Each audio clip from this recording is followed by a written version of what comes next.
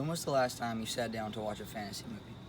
Have you ever read a book with strange creatures such as trolls, goblins, orcs, elves, dwarves, or hobbits?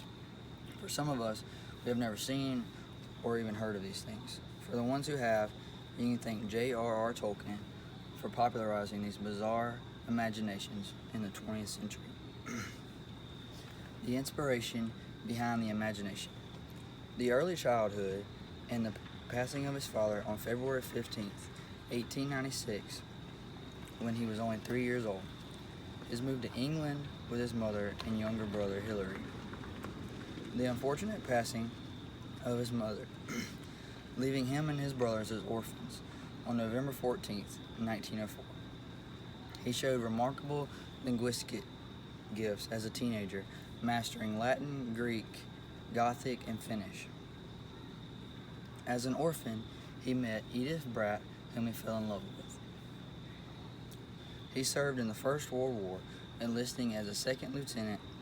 He saw active duty on the Western Front just in time for the Somme offensive. He married Edith on March 22, 1960. He fell ill to trench fever during the war, but after months he recovered.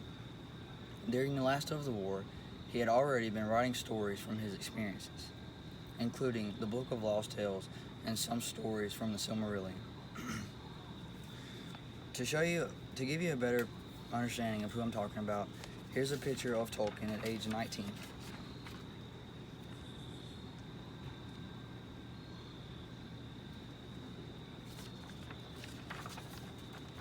As you can see, Tolkien had a very interesting early life.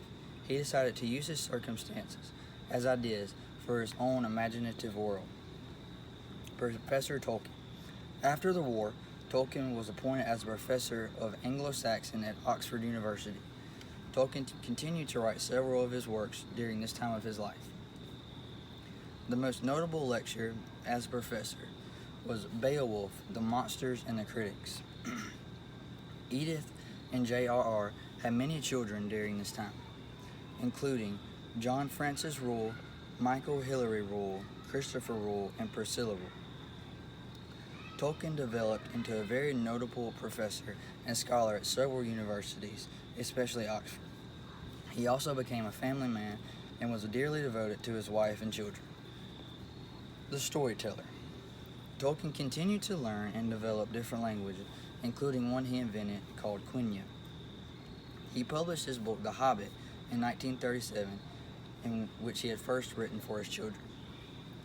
He continued to work on his legendarium, which he turned Quenya Silmarillion, which is just all of his stories into one giant work. Works including the Book of Lost Tales, stories from the Silmarillion, The Hobbit, and The Lord of the Rings. He published The Lord of the Rings, and it became a massive success, much to Tolkien's surprise. He published The Lord of the Rings in 3 works from 1954 to 1955. Tolkien continued to do what he loved, which was to write down stories for himself and his children. He published his works, and much to his surprise, The Hobbit and The Lord of the Rings became massive successes. Tolkien had an extremely interesting and influential life. I did not go everything he accomplished in this short speech, but John Ronald Reuel Tolkien shaped much of the media and the books of today's culture. He popularized and became the father of modern-day fantasy. Tolkien was true to himself and what he loved to do. Because of that, he touched millions of lives. I believe that